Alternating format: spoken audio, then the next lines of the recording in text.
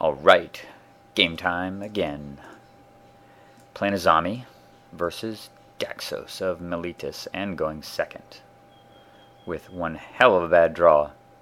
And this is one of those situations where I accidentally clicked too fast and did not mulligan a hand.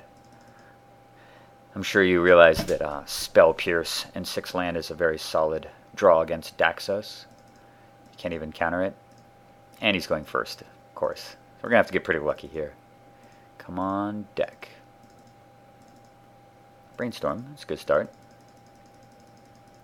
My hope here actually is that he's a little shy on mana somehow, and that he's depending on a mana artifact to get to Daxos, and that Spell Pierce might actually be useful. And sure enough, turn 2 Azorius Signet. That slows him down. I'm really hoping for a fetch land here so bad. I do have the option to transmute. Oh, there's another island. Perfect. So I'm just going to brainstorm and again hope for another fetch land. I do not get one. But I do have a Chronologist, which is actually really nice against Daxos. Until it goes infinite, you can basically just block. So my plan right now is to just get Chronologist out. And also, crossing my fingers, he doesn't have a third land.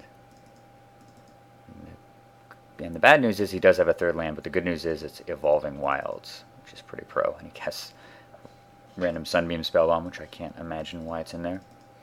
I think there's probably 99 other blue and white cards you could choose over this. But maybe he has some purpose that I don't understand. Anyway, Chronologist, level up. The way this works out, actually, I can next turn ramp him up to 5 and then go infinite almost right away. He draws a card. Preordain. Opal Palace. Why the hell he'd be playing this? So random. Like, why would you... I don't know why the hell you'd use this. I mean, I guess it has some synergy with Daxos in that if Daxos gets higher power, he gets a little more dangerous. I guess he's using that. I just can't imagine playing this in a 2-color deck. But whatever. Another island. God, my deck is really cooperating. Oh, wait, that's right. I put these back, duh. Alright. Well, nothing else to do but just level up a bunch of times. I don't really see the point in casting Vendalian Click. I guess I could have, just to see if he's got something nasty that would bounce or something. Yeah, maybe casting Click would have made more sense. Does it work out? If I level to 2, play Click, next turn I can play 5 mana and ramp him all the way up to 7. Yeah, that probably would have been a better play. Just to peek at his hand, because he does in fact have Vapor Snag. And Jitte. Oh my god, we are in such deep shit already. Flips my Factor Fiction, which is actually... not too bad. I wasn't really interested in playing that right now anyway, given how clogged my hand is, and he fortunately couldn't cast it. Karn. Karn shows up and says, I'm here to help. So, we're just going to absorb some punishment here and just hope to ramp to Karn. I'm basically setting up here just a few chump blocks. I need to prevent him from Daxosing me to death, because based on what I've seen, my deck is higher quality than his. And if you were to hit something like Shackles or...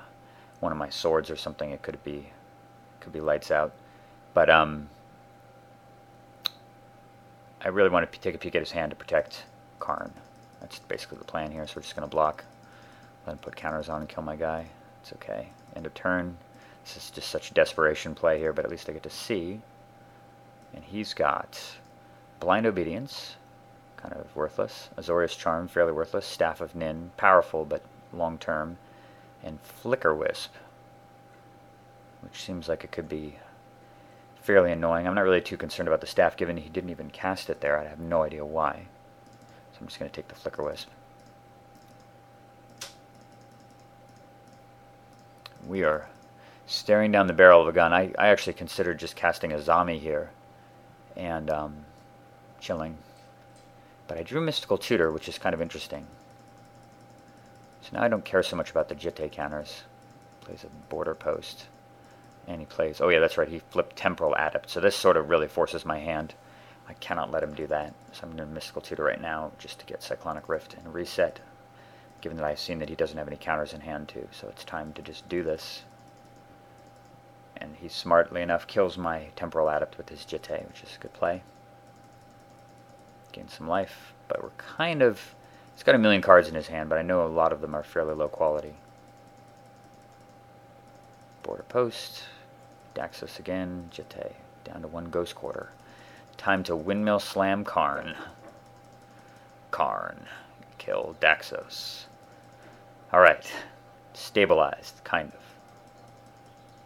This is a very tenuous situation given that he can ping Karn too. With his staff. So I can't use the removal ability, but he's got something even better. Detention Sphere, of course. Which blows, and enough mana to cast Daxos again. So we are in big trouble again. Come on, deck. Deliver me. What's the best card I could possibly hope to draw here? Top deck? That. Oh, after a million islands, the deck sits up and says, here you go, Brian. You worked hard enough. I have exactly enough mana to cast this and use it too by adding a Thran Dynamo into play. Take Daxos. Suddenly he's not looking so good. Now his staff comes down, that's fine. So now I get Daxos control. Let's see what we get here. And look at that opportunity. How incredibly beautiful. Why, yes, I will cast that on myself. Oh, I know I will not. God damn it. Of all the counters he'd have, he's got memory lapse too. So brutal. So now he gets to cast it, but at least I've got an opening now for Azami. I'm going to play that, no-brainer. And draw another island. Put my hand back down here. Alright. Shoots me for 1. And if I were him, I just cast Opportunity right now. Giving me an opportunity to untap and draw potentially a counterspell to stop Opportunity is very poor play in my opinion. I draw Teferi. Very interesting. So we're going to attack here. Sadly, I see just a plains, which I can't use. So, I draw a card hoping to get a counter, and he lets it go, doesn't respond. So I'm just holding on to lands here for forbid food, or in case he might have something like Armageddon. I don't really know, but the lands don't really do anything at this point. So here's Opportunity, and I take the opportunity to play Teferi, which resolves. And I'm like, come on, counter for the game. Or Polluted Delta. 7 cards for my opponent. Shoots me. Untaps. 9 cards in hand to my 3 land. So even though I've got a fairly dominating board position, I am not feeling comfortable at all. Serum Visions. Cycle. Unsummons Teferi, which is quite interesting. So I'm thinking about that, like, why the hell did he unsummon it? Well, clearly he must want counter. He must have counters in his hand. But that's still totally fine. I'm completely content to just do that. And he's got the mother of all counters in this situation in Desertion. So brutal. So now he's got my Teferi, but I have Shackles. Alright. And obviously I want Teferi back because he's a wizard and he shuts off all my counter spells. So I take this opportunity immediately to just, and I top deck Sower of Temptation. God, so lucky. Unbelievable, actually. Bauble's not so great. And there's Into the Royal, also fantastic, given that he's, I need that as a solution to get my Karn back. So yeah, a pretty good answer to Daxos is instant speed, Sower of Temptation when your opponent can't even respond. So I went from feeling miserable to feeling pretty solidly in control again, even though he's got a million cards in his hand. Place another land. Does not equip Daxos, despite having a million mana in play, which is a terrible oversight in my opinion. But that doesn't change the fact that I'm going to steal it. Instant speed grab. Court Hussar. I'm going to draw a card in response. So now he's got a Jitte target again, and he swords the Teferi. And I thought a fair amount about bouncing it, but I ultimately decided I wanted to use the Inner Royal to bounce the Tension Sphere because I've got enough wizards in play that I could realistically get to a counterspell to protect against Detention Sphere. So I'm going to decide to do that. He equips a sack. Oh, but the one nice thing about his swords is that he swords the creature that I was controlling with Shackles. You notice these two are holding each other, so Shackles is reactivated. And now I'm going after the sphere. I get Patron Wizard. Sack and get an island. Untap. Now the Shackles are live again, so I don't care about Jitte, except for the Mutavault. I got another wizard, which is really awesome. I'm going to steal that guy. Come on, Daxos. Oh, condemn. Not unhappy to see that whenever your opponent condemns their own commander. So Daxos is out of the picture. I draw Muddle. So, Muddle can mean a lot of things here. But, here, I'll let you, intrepid viewer, watch. So I'm going to cast Trinket Mage. I'm just going to go get a top. Because I have no other counters in my hand, I'm going to get rid of the, getting rid of the staff right now. Because the staff is going to whittle Karn down as well as letting him draw 2 cards a turn. So, transmute, muddle. Here are the choices.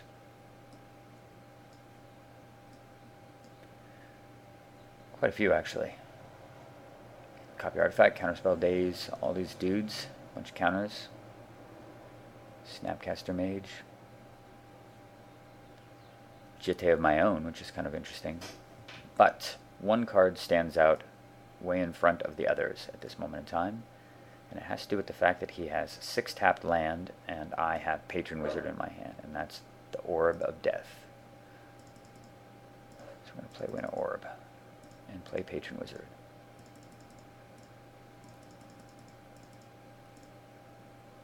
Sphere. So I'm going to Power Sync it. And ultimately, actually, what I really want him to do is I want him to Detention Sphere the Orb. I want to make it appear super deadly. It resolves, and of all my choices, Karn or Win Orb, he chooses to take out the Shackles, which I can kind of understand in the sense that he has no hope of ever winning with that in play. But at the same time, he has no hope of winning with only 2 land anyway against this. I mean, Patron Wizard, Win Orb, right? What the hell do you do? And what are the odds that I can't deal with either one of these cards between top and the ability to draw 4 cards or 5 cards a turn? So untap, draw Remand. Now I'm nuke a card out of his hand. He realizes he no longer has any solution to Karn. And that is game. Pretty cool game. I think I played this game pretty well. I think that the playing these guys early to stave off some of the beats and to absorb some of the damage. I definitely had to get very, very lucky. Top decking Shackles and top decking Sower like that. Pulled it out, but that's why you play with those cards. Gives you the opportunity to draw them. You don't draw things like Sunbeam Spellbomb and Azorius Charm and narrow weak cards instead. Anyway, pretty awesome game. Got another one to show you in a sec. Till then.